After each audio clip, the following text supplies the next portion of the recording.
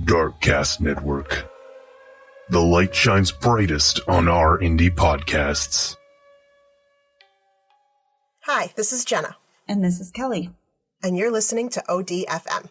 This episode is One Double Life from Murder.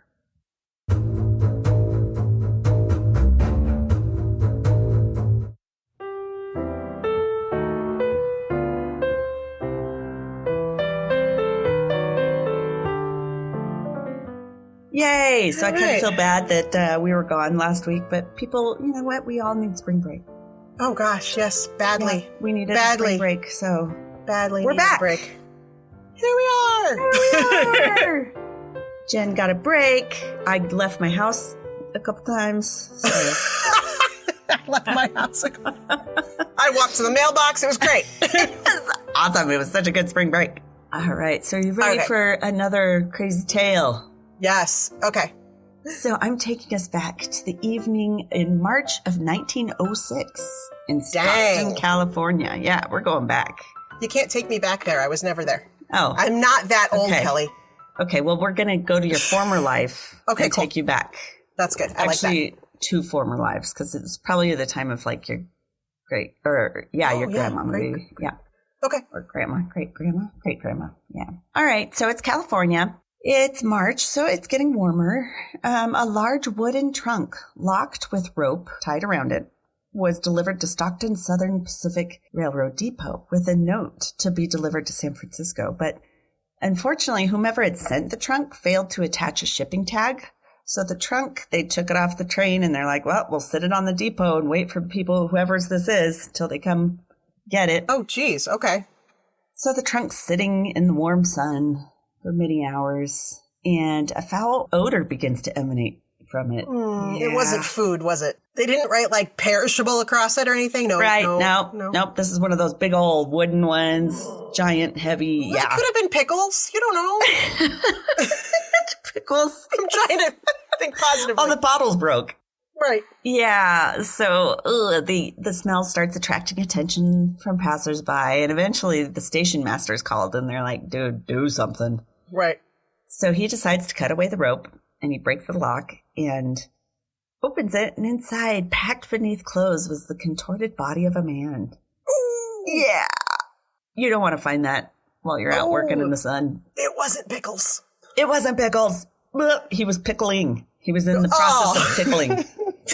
Oh, in the sun. That's more like, I guess that's more dehydrating, like leather. Yeah. Or what's it? Raisins? Beef. I don't know. The beef jerky? Beef jerky. There we are. Mm-hmm. Yum.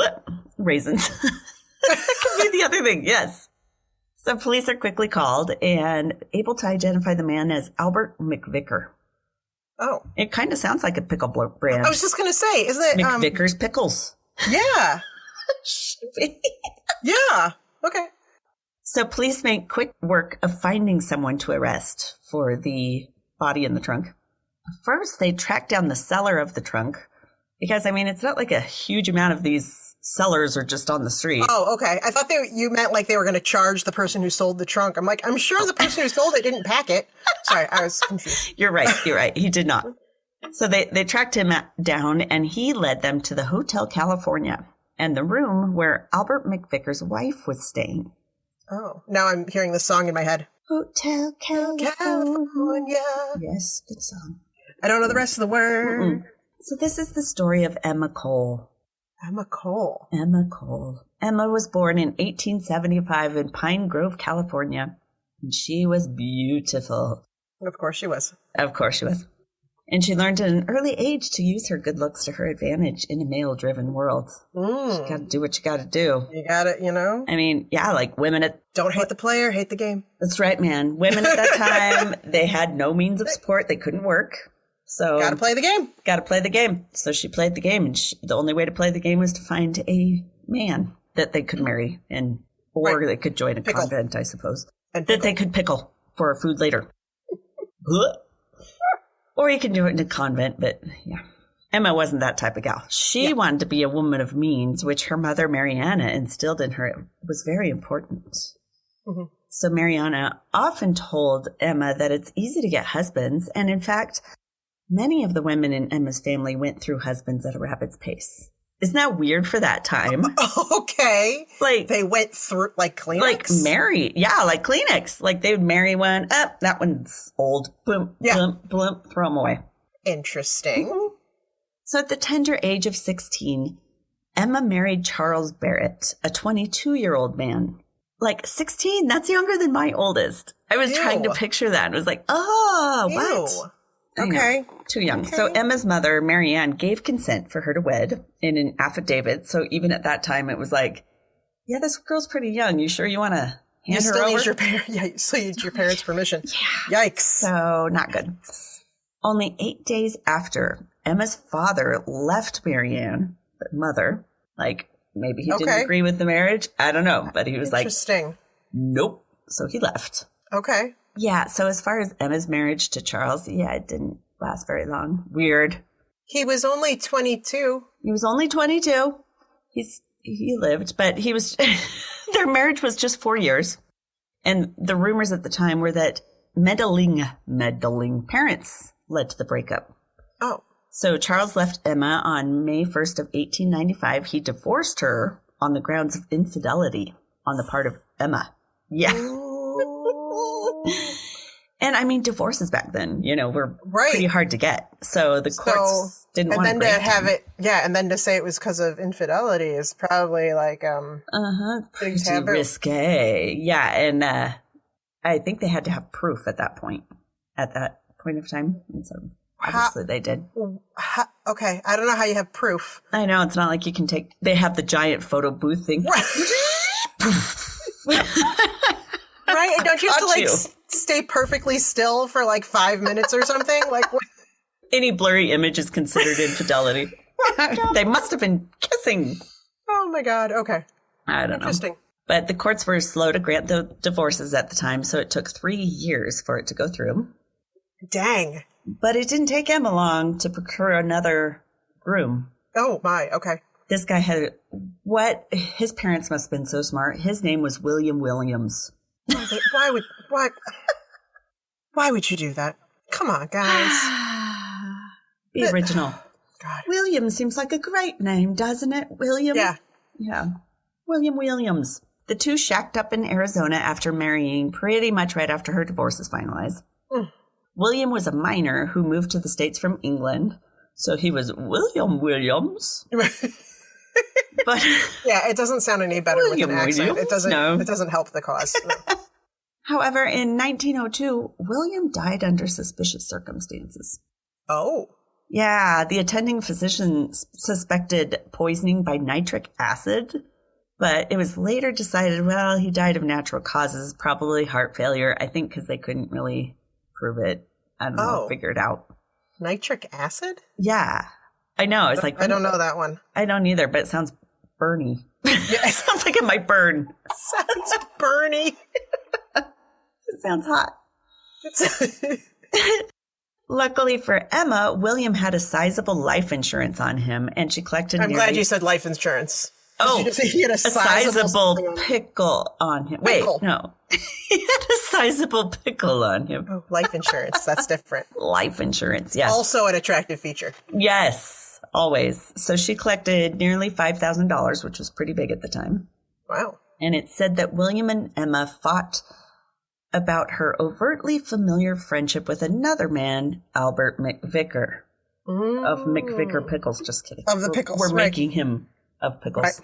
Right. So, yeah, they had been fighting about that, and suddenly, darn it, William Williams died. What? Oh, weird. Okay. So just 3 months after William's body was interred, Emma married her third husband. Shocker. Weird. How old is she at this point? She can't be very old. Maybe 23. She's on her third husband by 23. Maybe 25. Yeah. So she's pretty. It doesn't matter. No, going through them like rabbits, like her family has taught her. Yes. There's only so many males in the country.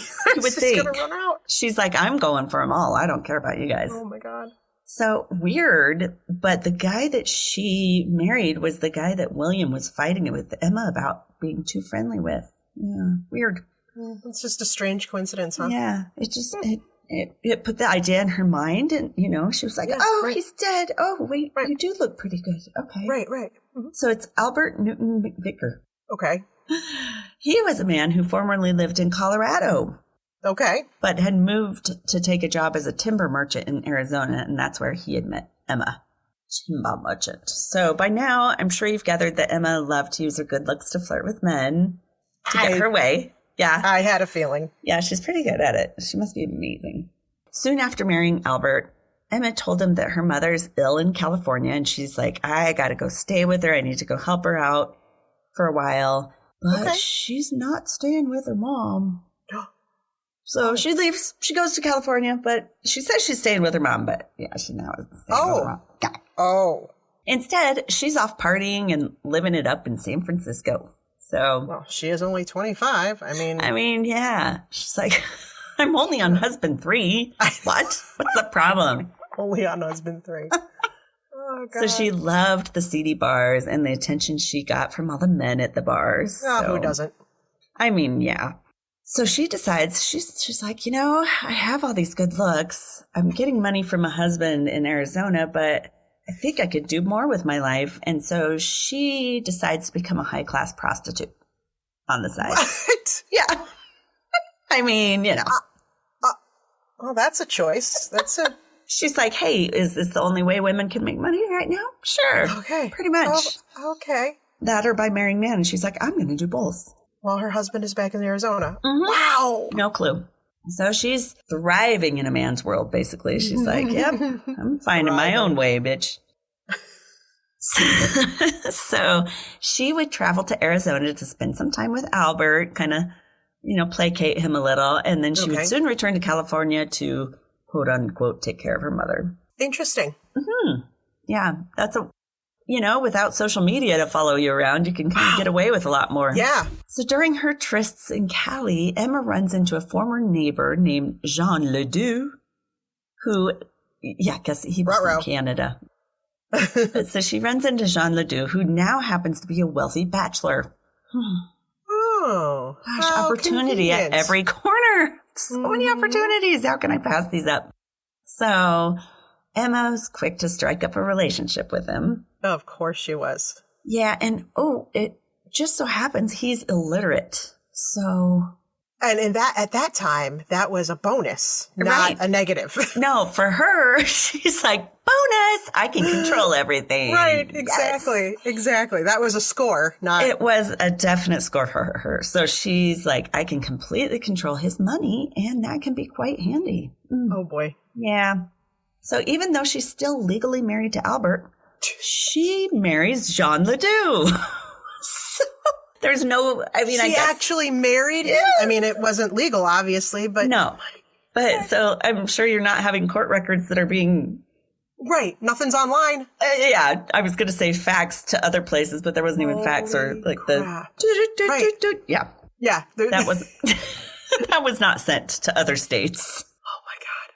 So yeah, she actually married him. And she often tells Jean she's going off to visit her sister when she's actually going to visit Albert. So she's got, oh, yes, my sister in Arizona when it's actually Albert. And then, my mom in California when it's actually Jean. His sister, Alberta. Alberta. His sister, Alberta. His sister, Alberta, yeah. Right. So Al and I went to dinner the other night. Al. Oh, yeah. Alberta. Sorry. We just call her Al. Yeah, it'd be hard to keep all your stories straight, I would think. Right? That's getting confusing. Yeah. So she's basically leading a double life. Holy cow. And this went on for like 6 months that she was married to both men. Wow. I know. Before Emma comes to Albert and she's like, I have such a great business opportunity for you. You cannot pass this up. Okay. So she tells him that, you know what, my mom, she has this large ranch in California. And she wants you, Albert, to give up your job in Arizona and come take charge of the ranch and all the teams of workers. You will be the head guy. And Albert's like, yeah, he didn't really seem too thrilled about the idea, like talking to his friends. He's like, yeah, I don't know Does if he I know really. anything about ranching? Not that I know of, but he does know stuff about mining. And I guess it's close to a mine and some of the teams of workers work on the mines. So he's thinking, okay, I guess I'm taking on this big productive business, and he'll do anything for his wife. So he leaves. He goes to meet Emma in Stockton at a hotel for a romantic getaway before he's about to start his new job. So they're pretty excited. Okay. New life together, or he is pretty excited anyway. Right. So the couple stayed at the Hotel California, also referred to as the California Lodging House. Okay. In room 97. I think the Hotel California sounds a little more like Fast Times at Ridgemont High, and California Lodging House sounds like a hostel. Yes, yeah, I agree. Okay. They're in room 97, and they went shopping at a furniture shop to start setting up for their home in California, where Albert was moving to help with the ranch. They ordered a shit ton of goods to be delivered to Jamestown, which is where the ranch supposedly is. Okay, so they're buying furniture for a place that he's never seen. Right. Makes sense, sure. Yeah, sure, why not? So he is putting all this on, not credit cards, whatever he's got. He's paying for a ton of... Right, yeah. I was like, what do you... Yeah, How do you... Yeah, can I have this on store credit? What? I don't know. Yeah, I don't know how that... Yeah. Okay, whatever. So they spent a ton of money, and then they go and spend the rest of the evening together and celebrate with a nice whiskey that he gets. Oh. And Emma decides, oh, whoops, what fell in the whiskey there? Oh, it was a lot of morphine. So a lot of morphine. Yeah. And it should have been enough to kill him, which was 10 times the amount it should have taken to kill the average person. Yeah. So she really did a number in there. She was like, this is going to be done tonight. I'm done. Wow. However, Albert doesn't die, and he just gets really, really sick. Like he's puking and really sick, and Emma's really annoyed, and she sits there most of the night like, damn it, Albert, can't you do anything right? Albert, I finally get you out here, and you can't even die. So instead of calling for help the next day, Emma goes to a store, and she purchases this super heavy-duty trunk. Yeah, they're the heavy old style. I have one in my garage. For the bodies? Yes, for the bodies. One of those giant old steamer trunks, and it is heavy. They're literally solid wood with leather. Oh, the leather straps. Right? Yeah, leather straps, and then the big brass buckles and stuff. Yes, they're amazing. And they smell musty and gross. And like pickles. Pickles, like pickled Alberts. And they fit a body. Just saying. They do. So she arranges for the trunk to be delivered to the hotel room and for the same delivery person to come back later in the day to pick it up and take it to the train station for her. And then she goes back to the store that she and Albert had been at before with all the furniture for their house. And she's like, can we change the address that should be delivered to? I need you to deliver to Jean LaDoux. She's claiming that Jean LaDoux is her brother. So she's like, Jean LaDoux, that's my brother. We're sending it to him instead. Send it there instead. Okay, that's a good idea. That's a good idea. She then goes to a hardware store where she purchases rope from a man who teases her with the phrase, "Don't hang yourself with it." Wow. Yeah. Wow. And she replies, I'll see to it that I do not. Yeah, she's got other plans. But you're on my list now. But now that you made that really bad joke, you shall die. Yeah. So when she returns to the hotel room, she's disappointed to find Albert still alive. Damn God, Albert, your will to live is so strong. Knock it off. So once the trunk's delivered, she pulls him off the bed. She beats him to try to kill him faster. And then she stuffs him in the trunk, covers him with clothes, locks it up, ties it up with the rope. Oh, my God. And has the trunk picked up and delivered to the train station. And I'm sure the guy picking it up is like, damn, what did you pack in here? Exactly. So when the guy, it's funny because when the guy comes to pick up the trunk from Emma, she only opens the door just wide enough to push the trunk through. She's like, take it. Not suspicious at all. Yeah, that's not weird. Just don't look in the background where there's blood splattered everywhere. Right. So he's like, this trunk is too heavy for me to lift alone. So he had to go find someone else to help him lift it and take it down to his truck to take to the train station. And shortly after that, Emma was seen leaving with an unidentified man, saying she's going to the train station, but she doesn't get on the train to Johnstown where she claimed to be going. Interesting. Yeah. So I thought we'd take a break, and when we come back, we can learn more about the discovery of the body and the Yes. So when the trunk was open and Albert's discovered, the body was curled up with wounds on his head and bruises all over his body. Ooh. Yes. His nose had been fractured, so she'd been, like, beating the shit out of him. I think she had grabbed something and was beating him with it. Ugh. And he couldn't really defend himself because he had, like, a he's, like, so sick. So sick with morphine in him. Jeez. Good Lord, woman. So all the blood that had poured from his face had settled at the bottom corner of the trunk. And it didn't leak? That's a pretty impressive, like, advertisement for that trunk. Right? I mean... Yeah, all the wood's still soaking it up. Ooh. Wow. That's, yeah. Yeah, so of course they search for Emma and they track her down. When she saw police approaching, she says, "I know what you want with me and I will go with you." How kind of you, sweet lady. Wow. How very dynasty of her. Wasn't it? It sounds so she. Yes. So she was arrested with some really suspicious items in her possession, like bottles of carbolic acid, morphine, cyanide of potassium, a meat cleaver, a knife, and a small saw. Like in her purse? Like what? You know, they've got those big skirts. You can fit a lot in those things. Did she have like the pantaloons out underneath too? And she just stuffed things in there? She's got like almost like a tool belt underneath her giant skirts. Right. Or did she have like one of those Mary Poppins bags where she could just pull out like a full lamp and shit? You know? And it just, right? She could have just put Albert in that. Yes, that would have been smarter. Yeah. Oh, well. Mm-hmm. So when she was taken in for processing and photos, Emma made sure she's looking her best. Like she was like, if you're going to be taking a photo of me, I'm going to look my best. So she wasn't going to be like one of those celebrity mugshots splashed all over TMZ. No, Lord. No, that's just beneath her. She showed no emotions, just wanting to look her best. And hey, like, you never know when you're going to meet the next Mrs. That's whatever true. her Mrs. last name Emma. is now.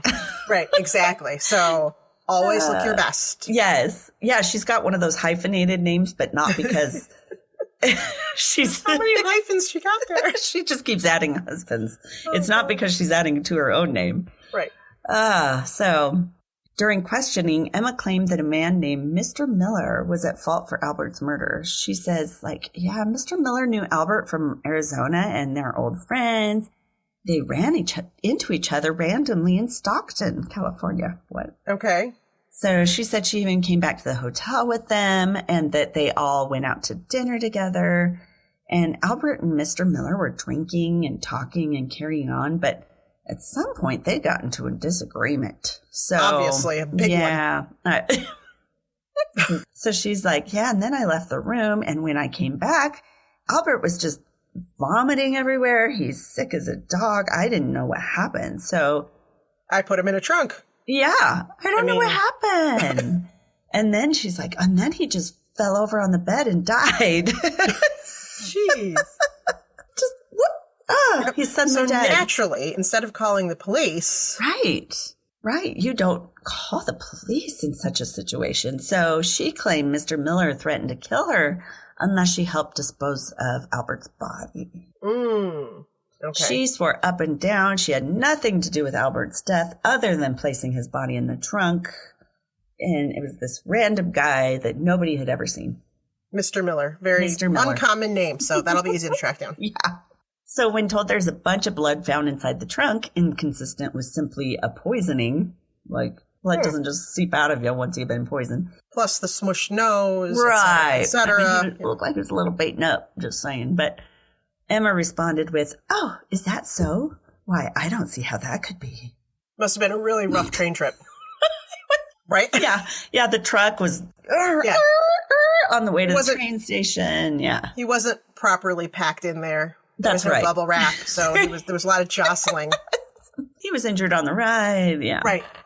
So during the autopsy of Albert's body, doctors found no signs of carbolic acid in his system, which that's what Emma said that Mr. Miller had poisoned Albert with, even though she had given him a ton of morphine. I don't know why she wouldn't have used the morphine as a...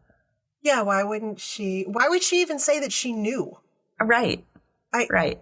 Okay. Yeah. To add to that, had he been poisoned with carbolic acid, there's no way he would have been incapacitated so quickly, and especially not keeling over dead, like out of nowhere, like she claimed. Okay. So But they did find he suffered many blows to the head and that those all happened before death because they all bruised.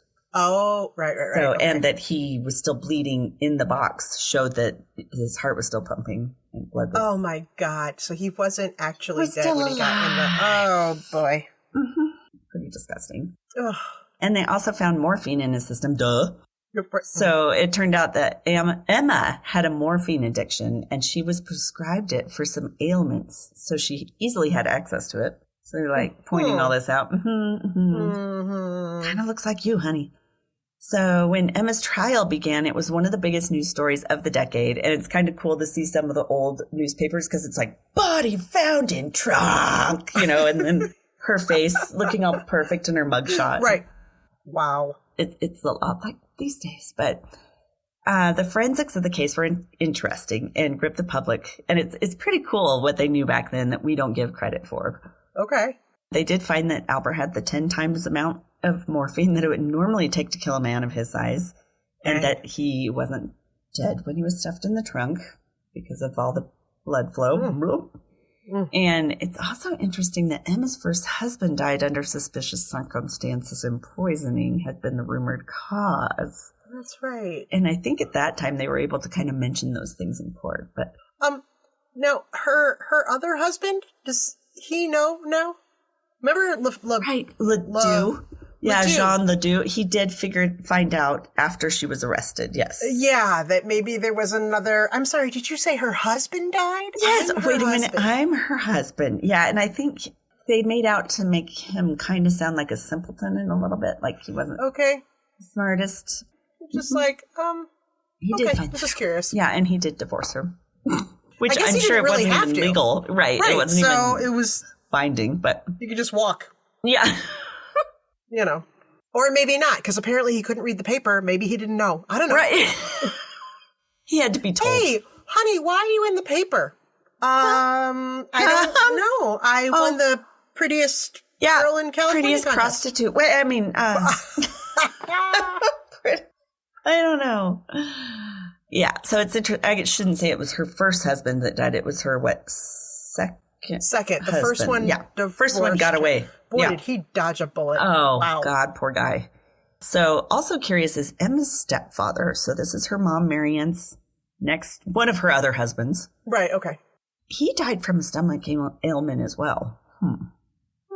Yeah, I kind of think this might be a family thing passed down through generations. All just really bad cooks on her side? Maybe that's it. I don't know. Oh, so it also came out in trial that Emma had obtained a prescription for cyanide of potassium for work she did developing photographs. What? So, I guess the old photographic system must have used that as one of the chemicals to process. Okay. So she had access to that as well. Mm-hmm. So were these photographs... When did she have time to be a photographer? She's got a lot going on. She is a busy woman. She's enterprising, okay? Yeah, okay. She's working it. Right. She is finding every avenue of money. She can't. Just not many legal ways. So, in any case, it only took the jury 6 hours to convict Emma of first-degree murder of Albert. She was the very first woman placed on death row in California. Wow. Is she still sitting there? Because, their death row is really long wait. It's a really long wait. And she's still there today. She's still there. She's 200. No, but she did spend many years in jail, going through many appeals, hoping to use her feminine wiles to get out. And it kind of worked. She ended up only serving 10 years before she was paroled in 1920. 10? 10 years. First degree murder? 10 years? 10 years. I think they're like, oh, this sweet little girl. Look at how sweet she is. She's beautiful. So what, was she like in her 30s still when she got out? She had to be pretty young still. What the? I know. Oh my God. So, she continuously violated the terms of her parole, even after getting out. So, she did things like providing alcohol to young men. Dumbass. Underage young men, yes. And she ended up going back to jail for that. And then after being paroled the second time in 1924, just 4 years later, Emma met and married a wealthy businessman from Napa. Shocker. You would think he'd be like, dude, how many people have died around you or been screwed by you? Yeah. Was he also illiterate? Because it makes you wonder. Good Lord. And weird, he died of a severe stroke in 1929. Yeah, though people are like, oh, could Emma have killed him? But yeah, possibly. Yeah, she could have. But she was actually worse off with him dead, as his kids from a previous marriage inherited everything from him, leaving her stone broke. So she had... Maybe she didn't know that. Yeah. She could have been like, I'll just inherit all your wonderful land. Who are these stupid kids? Oops. So to try to get her life back on good financial footing, oh, this is genius, Emma decides to begin a dating service catering to lonely men. Yeah. And she connected these men to female pen pals, except she's the only woman writing any of the letters. She invented catfishing? She invented catfishing. Damn. I know. This is kind of genius. Yeah. So she totally swindled money out of all these lonesome gents. Jeez. And eventually the parole system caught on to her little capers. And once again, she's thrown back into jail. Good God. Damn, girl. She has wonderful entrepreneurial spirit, but I was going to say. That's not in the right way. Yeah, wow. So still in jail at the age of 68, Emma finally died of natural causes, but was never killed on death row. She was supposed to be, she was sentenced to hang and never did. So the infamous trunk poor Albert was found in can be seen, bloodstain and all, at the Hagen Museum in Stockton, California. Really? That was kind of cool. We should go see it. We should go see it. Yeah. We'll tour all the good spots. All the spots that Emma made off with lots of money that was Damn. I know. What a wild story. She's impressive, actually. It was kind of impressive what she got away with, and just so confident that she was just going to get away with it all. Like, right. I have all my life. There was an interesting tidbit they talked about her grandfather dying of similar circumstances. So it's kind of thought that maybe her grandmother was also a Black Widow. Like it's these generational taught, passed down and passed down and passed down. So freaky. Wow. Some people just pass down recipes and shit. You know? I mean, but they had certain recipes, it seems. Right, Recipe exactly. for death. I'm going to tell you about how all the women in my family quilt.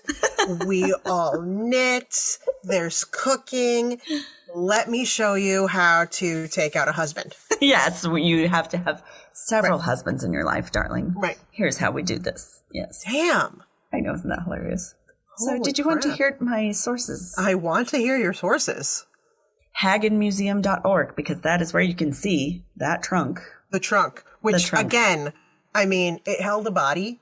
The blood didn't spill. I mean, I'm telling you, if that's that thing is well built.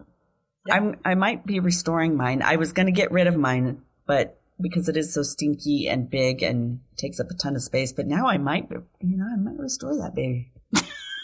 I mean, stinky is relative. This one had That's decomposing very true. Body in it, so you know. Yeah, very good point. Maybe that's why mine is stinky. I don't know. Right. You never know. If someone's just looking for one for a decomposing body, they might not care about the smell. True. Very true. There's a buyer for everything. One man's junk is another man's treasure. That's right. There is always a market for anything. There's always a market. Okay. So you just have to post it on the right website. I thought you were going to say the white web, kind of like the dark web, but the white web. Oh, no. Web. Oh, God. Okay, so there's also Wikipedia. Dreaming Casually, which is an investigative blog by Jamie Rubio. Dreaming Casually. Okay. Sometimes I dream forcefully, but last night I dreamt casually. With purpose. With purpose. Dream with purpose. But last night I dreamt casually.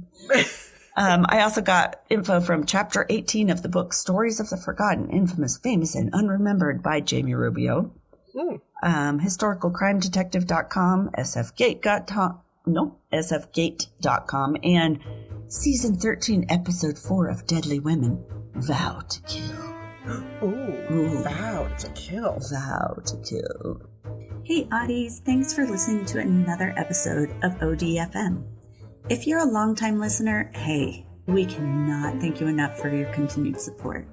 And if you're a new listener, thanks for giving us a try. If you like us, please drop us a like, subscribe, or rate us so we can share our stories with more people around the world. And if you'd like more information, like links to our podcast and socials, along with our Patreon fan page, those links are all on Linktree under ODFM Podcast. That's linktr.ee/ODFM Podcast. Side note, you guys, we're obsessed with fan art, and we love making things with it, like stickers for our fans. So if you'd like us to use your designs, send it to us at odfmpodcast@gmail.com. And if we use your design, we'll be sure to send you a sticker. Thanks for listening to another episode of ODFM, hosted by Kelly DeVries and Jenna Swanson. Production and editing by Kelly DeVries. Theme music by Eric Swanson. ODFM is a satirical true crime podcast for entertainment purposes only. The stories you hear are serious and true. The comments and opinions are not. We apologize if any of our content is harmful or disrespectful.